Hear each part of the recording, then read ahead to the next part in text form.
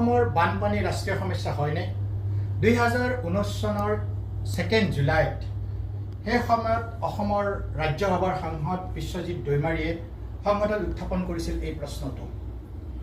ৰতনলাল কাটাৰিয়া সেই সময়ৰ ৰাজ্যিক জলমন্ত্ৰী, তেখেতে ৰাজ্যসভাক অৱগত কৰিছিল যে অসমৰ বানপানী কেতিয়াও ৰাষ্ট্ৰীয় সমস্যাৰূপে গণ্য কৰা হোৱা নাই।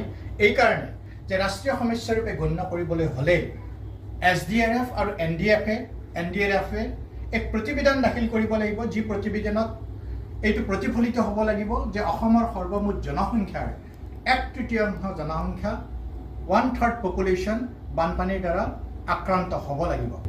1/3 মানে 1,04,00,000 মানুহ বানপানীৰ দ্বাৰা আক্ৰান্ত বুলি SDRF আৰু NDRF-এ প্ৰতিবেদন পঠাব লাগিব। তেতিয়াহে অসমৰ বানপানী কেন্দ্ৰীয় বা ৰাজ্য চৰকাৰে নহয়, বিত্ত আয়োগে ৰাষ্ট্ৰীয় সমস্যাৰূপে ঘোষণা কৰিব পাৰিব।